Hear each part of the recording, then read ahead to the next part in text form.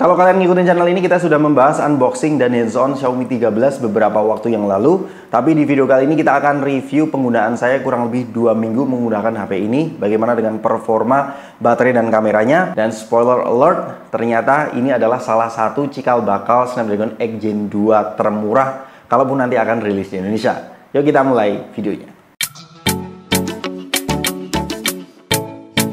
Sebelum kita bahas detail soal Xiaomi 13 ini, saya pengen ngasih tahu hal yang nggak enak-enak terlebih dahulu. Yang pertama adalah kekurangan yang sudah biasa dilakukan oleh sebuah flagship ya. Yang pertama, dia tidak memiliki 3,5 mm audio headphone jack. Kemudian SD card juga tidak ada, alias ini hanya dual nano SIM saja. Dan yang terakhir di paket pembeliannya tidak ada dongle USB Type-C ke 3,5 mm audio headphone jack. Tapi tenang, isi di dalam boxnya seperti casing, kemudian screen protector sampai charger yang mendukung 67 watt sudah ada di paket pembeliannya. Itu adalah kekurangan yang lumrah yang dihadapi flagship zaman now, dan menurut saya bukan hal yang deal breaker ya.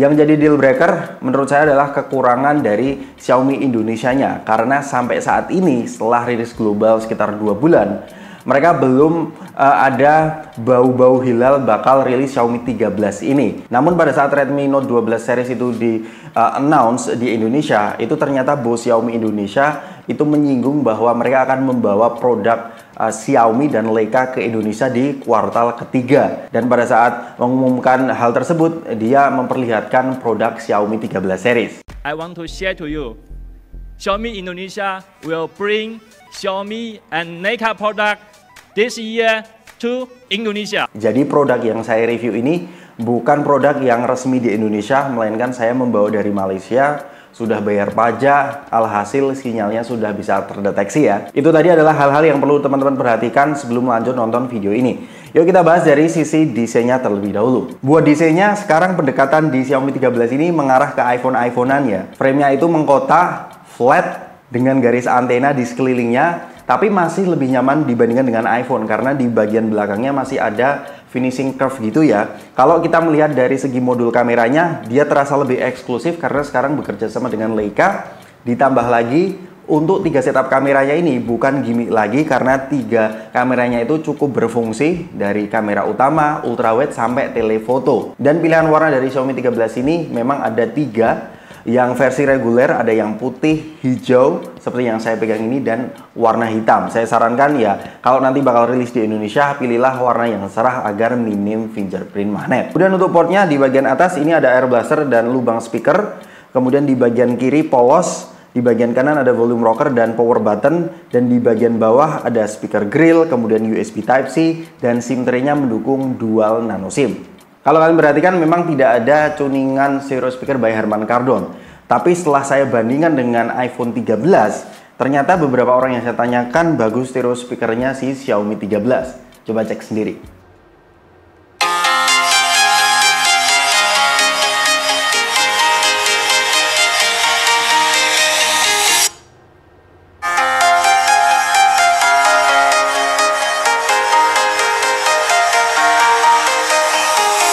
Buat layarnya Xiaomi 13 ini secara spek kalian bisa melihat sendiri di layar. Yang pengen saya ulas adalah experience selama 2 minggu terakhir ini. Untuk layarnya saya suka dengan konsep flat display seperti ini, karena selain pasang tempered glass lebih gampang, dia juga minim potensi pecah jika amit-amit jatuh ya untuk layar flat seperti ini. Kemudian dengan layar A6 AMOLED-nya, dia benar-benar memanjakan mata ya, dan bisa dilihat untuk flagship Xiaomi ada beberapa pilihan color scheme di bagian display settingnya. Anti flicker juga ada, sampai AI Image Engine juga ada pilihannya di sini ya, seperti Super Resolution, AI Image Enhancement, sampai AI HDR Enhancement. Jadi untuk layarnya nggak perlu diragukan lagi, ini benar-benar layar flagship. Dan yang lebih saya suka lagi, semua bagian layarnya itu dari samping, kiri, atas, bawah itu simetris dan bezelnya tipis ya. Cuman catatannya di Xiaomi 13 ini ternyata setelah saya cek di GSM Arena, versi proteksi Corning Gorilla Glass-nya itu disebutkan Corning Gorilla Glass versi kelima, dan pada saat global launch itu tidak disinggung dia menggunakan Corning Gorilla Glass Victus ya. Mungkin itu saja sih catatan dari Xiaomi 13, padahal di Xiaomi 12 sudah pakai Corning Gorilla Glass Victus. Kemudian untuk spesifikasi dan performanya, kemarin kita sudah singgung bahwa dia sudah menggunakan the latest Snapdragon 8 Gen 2 dengan varian yang saya review ini 8/256GB, LPDDR5X, UFS 4.0 dan baterainya 4500 mAh. Kalau kepingin mendapatkan teknologi UFS terbaru 4.0, minimal ambil yang 256GB ya, karena yang 128GB itu UFS-nya 3.1. Nah, performanya gimana? Selama 2-3 minggu ini, saya confirm bahwa Snapdragon 8 Gen 2 di Xiaomi 13 ini sudah lolos menjadi chipset yang kita dambakan ya, karena dia sudah lolos dari segi stabilisasi performa, grafik CPU throttling-nya juga oke, nggak turun ke merah, kemudian nilai Antutunya itu bisa menyentuh 1,2 jutaan, dan yang terakhir suhunya itu jauh lebih adem dibandingkan dengan Xiaomi 12. Jadi 3 hal ini adalah hal yang penting untuk bisa kita dapatkan di flagship mendatang ya, karena tuningan TSMC ini ternyata lebih baik dibandingkan dengan Samsung Electronics. Untuk pengujian game, kemarin kita sudah singgung Genshin Impact itu mode balance, itu bisa mendapatkan FPS sekitar 56-60 FPS. Apalagi game ringan seperti PUBG dan Mobile Legends, semua dilibas dengan sangat mudah ya di Xiaomi 13 ini. Cuman PR-nya memang grafik optimalisasinya, seperti PUBG ini hanya HDR Extreme, belum 90 FPS. Dan Mobile Legends ini belum bisa ultra ya, hanya bisa high saja. Optimalisasi seperti ini masih bisa dikejar karena ini terhitung chipset baru. Dan catatannya, karena Xiaomi 13 ini ada 2 mode, balance dan performa. Mode performa itu nggak terlalu ambil pusing ya teman-teman, karena dia hanya ngaruh pada saat benchmark saja. Kalau pada saat untuk bermain game, mode balance pun masih bisa mendapatkan FPS yang bagus. Buat experience software-nya, saya tidak bisa bicara banyak. Cuman masalah yang ada di Xiaomi 12 kemarin masih ada di sini, seperti export video di Premiere Pro. Itu mungkin kodeknya nggak sejalan ya, karena masih macet-macet kalau di Premiere Pro waktu ekspor. Tapi setelah saya ganti aplikasi seperti CapCut, itu sudah terselesaikan, terus nggak ada masalah lagi. Dan di ROM China ini agak ribet, teman-teman perlu install Google Play Store. Dan ada banyak banget bahasa Cina yang masih tersisa di sini ya. Terus di bagian bawah ini juga tidak bisa kita pindah-pindahkan, terus tidak bisa di uninstall. Tapi saya cukup tenang karena Xiaomi biasanya merilis versi global. ROM China ini masih bisa kita ganti ke ROM global. Dan untuk baterainya, karena ini ROM China mungkin ada perbedaan dengan ROM global. Tapi so far so good sih, saya bisa mendapatkan SOT sekitar 6-7 jam ya di Xiaomi 13 ini. Itu pun mode seluler. Kalau mode WiFi mungkin lebih tinggi lagi ya SOT-nya. Jadi secara performa, kemudian kemampuan baterainya, Snapdragon 8 Gen 2 udah cocok banget sih. Ini adalah kabar gembira bagi teman-teman yang beli HP flagship brand manapun tahun ini. Buat fitur-fiturnya, Xiaomi 13 ini sudah nggak setengah-setengah ya, compare to Xiaomi 12 yang tidak ada IP ratingnya. Sekarang sudah ada IP rating IP68, kemudian fitur-fitur yang lain seperti 5G, kemudian stereo speaker, NFC, bahkan reverse wireless charging juga ada di sini. Dan yang saya suka, haptic feedback di Xiaomi 13 ini juga kerasa fleksibel banget. Menurut saya, selama saya menggunakan HP Android, haptic feedback terbaik itu ada di Google Pixel 7, tapi di Xiaomi 13 itu 11-12 dengan Google Pixel 7. Bahkan menurut saya cukup setara, kerasa fleksibel level. Kemudian untuk kameranya, ada 3 setup kamera di bagian belakang. Main lensanya itu 50 megapiksel, kemudian ultra wide-nya 12 megapiksel, dan telefotonya 10 megapiksel. Jadi ada peningkatan, sekarang sudah ada kamera telefotonya. Dan OIS yang mendukung antara ketiga lensa ini hanya di kamera utama dan telefotonya. Dan kamera utamanya itu mendukung Hyper OIS ya, yang diperkenalkan pada saat global launch. Kemudian untuk kamera depannya itu sudah mendukung 32 megapiksel dan ada kamera ultra wide-nya ya. Sebelum kita masuk ke hasilnya, karena ini menggandeng Leica, teman-teman bisa memilih Leica Authentic atau Leica Vibrant.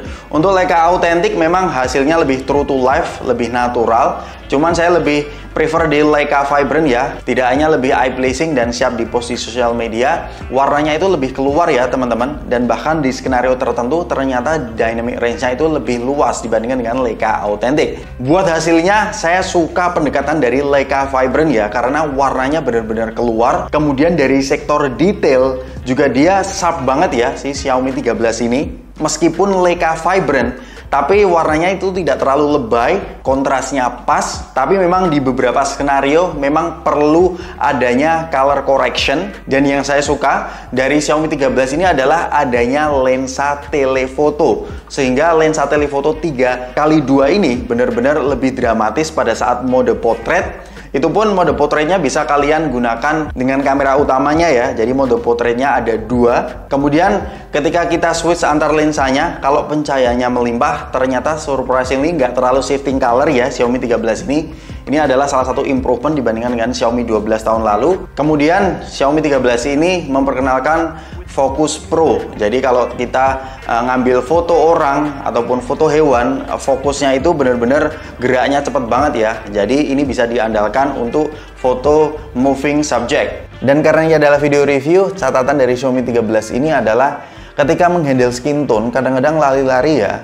Warna skin tone-nya kadang-kadang memerah ya, jadi kurang begitu akurat. Perlu adanya editing setelah kita mengambil foto agar hasilnya sesuai keinginan kita. Kemudian untuk hal yang kedua adalah kemampuan selfie-nya menurut saya biasa banget ya. Tapi untungnya sudah bisa mengambil ultrawide ya untuk selfie-nya. Kemudian untuk low light-nya Xiaomi 13 ini mampu menjaga suasana malam dengan cukup baik. Kemudian noise levelnya juga minim. Dan warna yang dihasilkan itu tidak lebay ya. Untuk kamera depannya sangat disayangkan ya. Tadi kalian melihat kan langitnya warnanya biru di kamera belakang. Dan ini tidak mendukung HDR video juga. Dan masih terbatas di 1080 30 fps saja ya di Xiaomi 13 ini. Jadi perlu diperbaiki banget sih untuk kamera Xiaomi mendatang, khusus untuk selfie-nya. Nah ini baru bener nih. Ini adalah kamera utama dari Xiaomi 13. Jelas tadi banyak banget perbedaannya dengan selfie-nya ya. Buktinya dynamic range-nya jauh lebih bisa terekspos dengan baik, well balanced.